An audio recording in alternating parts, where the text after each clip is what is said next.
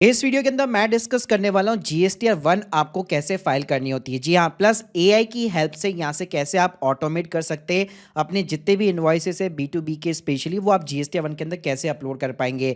तो चाहे B to be का केस हो गया, बी टू सी का केस हो गया, कहाँ पे क्या चीज़ें आपको ध्यान में रखनी है, डिटेल के अंदर बताऊंगा क्या क्या चेंजेस हो चुके हैं। तो प्लीज़ पूरा वीडियो यहाँ पे जरूर देखिएगा। और स्टार्ट करने से पहले बताना चाहूंगा, अगर आप बेसिक से लेकर एडवांस लेवल की जीएसटी के अंदर चीज़ें सीखना चाहते हैं, you can join our master class या सर्विस पे लेना चाहते हैं, link in the description box and you can trust over 1700 plus reviews. तो भाई जीएसटीआर 1 फाइल करने के लिए सीधा मैं आ चुका हूं यहाँ पे पोर्टल के ऊपर। तो चाहे आप क्वार्टरली फाइल करते हैं या मंथली फाइल करते हैं, सबसे पहले लॉगिन करने के बाद सर्विस सेक्शन में जाएंगे, रिटर्न डैशबोर्ड। अब यहाँ पे सिंपली आपको अपना फाइनेंशियल ईयर सेलेक्ट कर लेना है और आपको अपना क्वार्टर या मंथली जो भी आप फाइल करना चाहते हैं, जिस भी मंथ की, वो आप यहाँ पे सेलेक्ट कर लीजिए।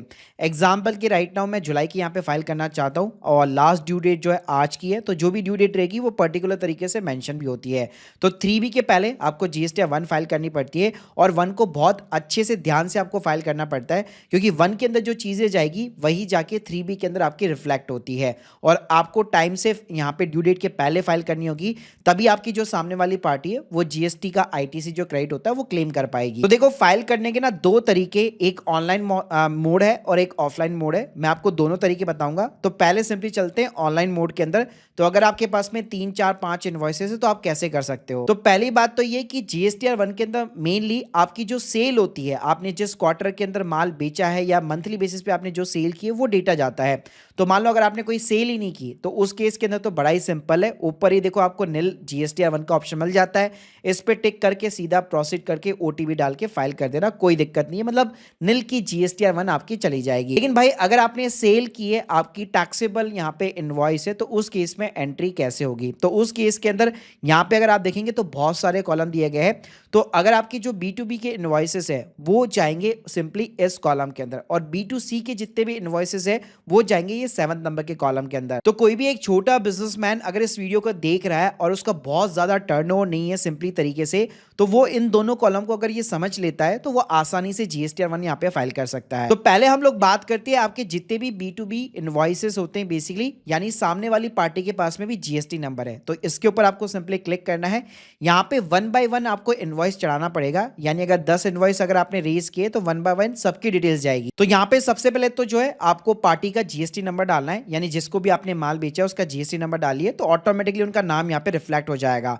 उसके बाद में यहाँ पे सिंपली आपको अपना इनवॉइस नंबर डालना है। इनवॉइस की यहाँ पे आपको जो है डेट डालनी है, टोटल इनवॉइस वैल्यू डालनी है, जिसके अंदर जीएसटी का अमाउंट जो है वो शामिल होना चाहिए। प्लेस ऑफ सप्लाई अपने आप ही यहाँ पे ऑटो सेलेक्ट हो जाएगा, आपको कुछ नहीं करना। नीचे सिंपली आपको टैक्सेबल वैल्यू डालनी है। तो जैसे अगर 5% जीएसटी लग रहा है तो जो टैक्सेबल वैल्यू है उस पर अपने आप ही टैक्स यहाँ पे जो है निकल के आ जाएगा, आपको मैनुअली डालने की जरूरत नहीं है। तो अगर आईजीएसटी है तो उसके अकॉर्डिंग कॉलम अपने आप चेंज हो जाएंगे, तो इसकी आपको टेंशन लेने की जरूरत नहीं है। आपको सिंपली केवल टैक्सेबल वैल्यू और टोटल इनवॉइस वैल्यू ढंग से डालनी है। और नीचे सिंपली सेव का बटन दिया गया है। तो ऐसे 1 बाय 1 करके आप अपनी जितनी भी रेगुलर B2B इनवॉइसेस है वो आप यहाँ पे चढ़ा सकते हो। उसके बाद में यहाँ पे हमारा जो कॉलम आता है वो B2C इनवॉइसेस का आता है। इसमें आपके मोस्टली सारे छोटे इनवॉइसेस आते हैं। अगर मान लीजिए कोई इनवॉइस अगर जिसकी value more than 1 lakh rupees है, तो फिर आपका B2C इनवॉइस 5th वाले कॉलम में आएगा। लेकिन मैं बात करता हूँ यहाँ पे 7th नंबर के कॉलम में, जिसमें आपके छोटे इनवॉइस आते हैं। B2C का सिंपल सा मतलब है कि सामने जो भी कस्टमर यहाँ पे आपसे बाय कर रहा है, जिसको आप सेल कर रहे हो, उसके पास में जीएसटी नंबर नहीं है। तो यहाँ पे आपको एक एक इनवॉइस डालने की जरूरत नहीं है, आपको यहाँ पे अपनी स्टेट वाइज जो है सप्लाई डिक्लेयर करनी होती है। तो लेट सपोज मान लीजिए मैं राजस्थान के अंदर बिजनेस चलाता हूं और मैं राजस्थान से बाहर बिजनेस नहीं करता हूं, तो उसी महीने के अंदर या उसी क्वार्टर के अंदर यहाँ पे B2C मेरी जितनी भी टोटल टैक्सेबल वैल्यू है लमसम मेरे को यहाँ पे सिंपली तरीके से इंसर्ट करनी है। सेम मेरे को यहाँ पे टैक्स रेट जैसे 5% अपना सेलेक्ट करना है। जैसे मान लो मैंने 5 लाख रुपए का माल बेचा टैक्सेबल वैल्यू, तो 5% की रेट के ऊपर अपने आप ही 12,500 आ गया। ऐसे मान लीजिए अगर मैं बाहर भी बिजनेस करता हूँ, अपने स्टेट के बाहर भी, तो जिस भी स्टेट के अंदर करता हूँ वो सिंपली यहाँ पे मैं स्टेट यहाँ पे सेलेक्ट कर लूंगा, उसकी टैक्सेबल वैल्यू यहाँ पे डालूंगा और उस अकॉर्डिंग यहाँ पे रेट डाल करके अपने आप ही टैक्स का अमाउंट हो जाएगा। तो ऐसे 1 बाय 1 यहाँ पे आपको एक एक इनवॉइस डालने की जरूरत नहीं है। आप स्टेट वाइज जितने भी स्टेट में आप काम करते हैं, आप अपने स्टेट को सेलेक्ट कीजिए, टैक्सेबल वैल्यू डालिए और उस अकॉर्डिंग यहाँ पे percentage of the tax rate जो आप सेलेक्ट कर सकते हो। अब देखिए, ये तो बात हो गई यहाँ पे अगर आपके पास में B2B की केस में एक इनवॉइस है, लेकिन लेट सपोज आपके पास में 10, 15, 20, 50, 100 इनवॉइस है, तो कैसे चढ़ेंगे? तो भाई उसके लिए गवर्नमेंट ने यहाँ पे अगर आप डाउनलोड जीएसटी वाले सेक्शन के अंदर जाएंगे, यहाँ पे आपको एक ऑफलाइन टूल मिल जाता है, इसको आप डाउनलोड कर लीजिए। तो गवर्नमेंट ने ना आप लोगों को एक टेम्पलेट यहाँ पे प्रोवाइड कर रखा होता है, तो आपके जितने भी इनवॉइसेस होते हैं आपको इस फॉर्मेट के अंदर यहाँ पे सिंपली अरेंज करने होते हैं। लेकिन इस चीज को अगर आप ऑटोमेट करना चाहते हैं तो जैसे आप चैट जीपीटी जैसे टूल्स को यहाँ पे यूज में ले सकते हैं। इसके लिए आप क्या कर सकते हैं, आपको एक इनवॉइस यहाँ पे चढ़ाने की भी जरूरत नहीं है। आप इस तरह से अपनी इनवॉइस की फोटो खींच लीजिए या फिर कोई भी डॉक स्कैनर जैसी फाइल के अंदर पीडीएफ के अंदर आप सिंपली यहाँ पे कन्वर्ट कर लीजिए। उसके बाद में मैं आपको एक डिटेल के अंदर प्रॉम्प्ट देने वाला हूं, तो इस प्रॉम्प्ट को सिंपली यहाँ पे पेस्ट कर देना और थोड़ी देर के लिए यहाँ पे वेट करना। तो जब तक एआई हमारा यहाँ पे जो है फाइल को जनरेट करता है, हम यहाँ पे गवर्नमेंट के सॉफ्टवेयर के ऊपर आ जाते हैं। इसको ओपन करने के बाद में कुछ इस टाइप का इंटरफेस दिखेगा। आपको यहाँ पे न्यू सेक्शन के अंदर जाना है, यहाँ पे आपको अपना जीएसटी नंबर डालना है, सेम यहाँ पे फाइनेंशियल ईयर और अपना टैक्स पीरियड यहाँ पे सेलेक्ट कर लेना है। ये कुछ क्वेश्चन पूछेगा, उसके जवाब दे दीजिए। उसके बाद में यहाँ पे आपको एक इंपोर्ट फाइल करके सेक्शन मिलेगा, तो यहाँ पे आपको पहला जो सेक्शन है B2B का, वो यहाँ पे आपको सेलेक्ट कर लेना है। अब यहाँ पे आप देख सकते हैं चैट जीपीटी ने जो यहाँ पे CSV फाइल मेरे को अपलोड करनी है वो पूरी प्रिपेयर करके यहाँ पे रेडी कर दी, तो सीधा आप डाउनलोड कर लीजिए। तो गवर्नमेंट का जो स्टैंडर्ड फॉर्मेट है, मेरे को एक एक इनवॉइस यहाँ पे चढ़ाने की भी जरूरत नहीं पड़ी। मैंने यहाँ पे फाइल जो है अपनी जनरेट कर ली और जैसे मैं यहाँ पे इसको अपलोड करूंगा, आप देख सकते हैं अगर मेरे 8, 9, 10, 15 जितने भी इनवॉइसेस है वो सारे यहाँ पे अपलोड हो चुके हैं। अब उसके बाद में सिंपली यहाँ पे आपको जनरेट फाइल बटन पे क्लिक करना है। यहाँ पे आपकी एक जेएसएन जो है डाउनलोड हो जाएगी, इसको आप सेव करा लीजिए। अब कई लोगों के पास में भाई पीसी वगैरह नहीं होता, तो जेएसएन अगर आप जनरेट नहीं कर पा रहे तो ये चीज भी आपके लिए चैट जीपीटी वगैरह कर देगा।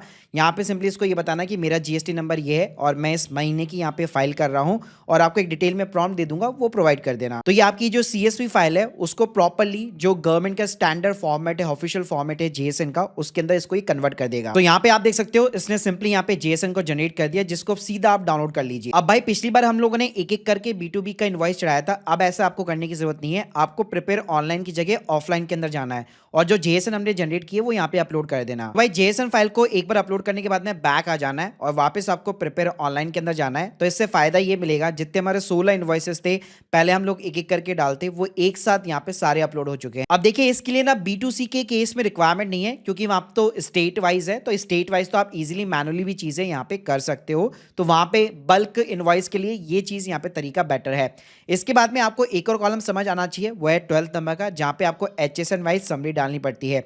तो यहाँ पे आपको अपनी B2B और B2C दोनों की समरी चाहिए होती है। अब देखिए यहाँ पे भी आप जो है इनवॉइस वाइज, अगर इनवॉइस के अंदर HSN कोड मेंशन है तो जब आप CSV फाइल जनरेट करते हो तो उसी टाइम पे डेटा वैसे निकल के आ जाता है। अब देखिए HSN वाइज समरी के अंदर अगर सिंगल प्रोडक्ट है तो काफी ज्यादा आसानी रहती है। जैसे लेट सपोज अगर एक ही HSN कोड है और वही सारे प्रोडक्ट के ऊपर एप्लीकेबल है, जो आपके इनवॉइस के अंदर 5% या 18% जो भी रेट बेसिकली मेंशन है, तो काफी आसानी रहेगी। लेकिन अगर अलग अलग है, लेट सपोज अगर आपके इनवॉइस के अंदर मेंशन है, तो अगेन यहाँ पे आप इसको जो है इनवॉइस जितने भी आपके इनवॉइसेस जो पीडीएफ्स है या इमेजेस है वो आप यहाँ पे प्रोवाइड कर सकते हो, और जो CSV फाइल है वो भी आप प्रोवाइड कर सकते हो। तो यहाँ पे भी आपको मैं एक डिटेल के अंदर प्रॉम्प्ट प्रोवाइड कर दूंगा, और अगर आपको अपना HSN कोड पता है तो वो आप सिंपली इसको प्रोवाइड कर देना। तो देखो मेरे केस के अंदर B2C नहीं है, तो यहाँ पे आप देख सकते हो इसने पूरी मेरे को HSN वाइज समरी यहाँ पे प्रोवाइड कर रही है। तो यहाँ पे मैं सिंपली अपना HSN वाइज जो कोड है वो यहाँ पे पेस्ट करूंगा, तो उसका जो भी डिस्क्रिप्शन है वो डाल दूंगा। टोटल टैक्सेबल वैल्यू मेरे को यहाँ पे मिल चुकी है, और जो भी यहाँ पे CGST या SGST का जो भी रेट है वो भी मेरे को यहाँ पे मिल चुका है। बाकी इसको अगर आप क्रॉस वेरीफाई भी करना चाहते हो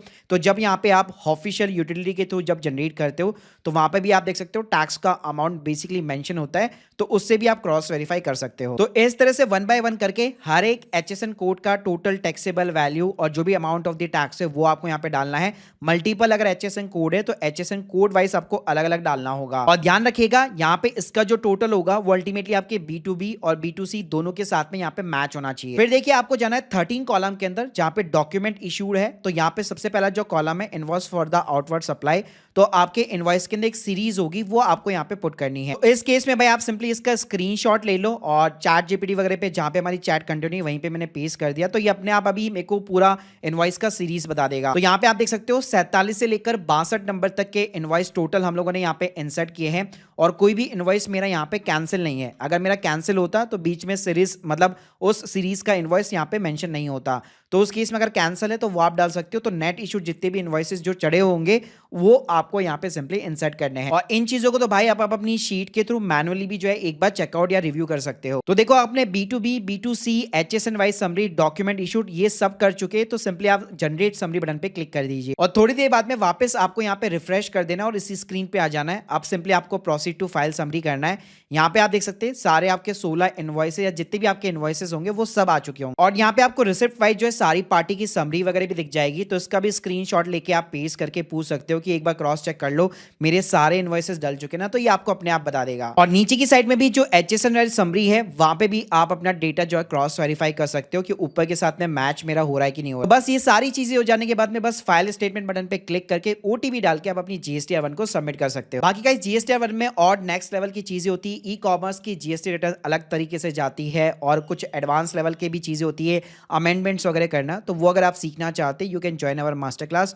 बाकी अगर आप लोग के कोई भी डाउट्स है कमेंट बॉक्स में जरूर बताइए और जितने भी सपोर्टेड लिंक है मैंने डिस्क्रिप्शन बॉक्स में दे रखे हैं। Thank you guys, thank you very much.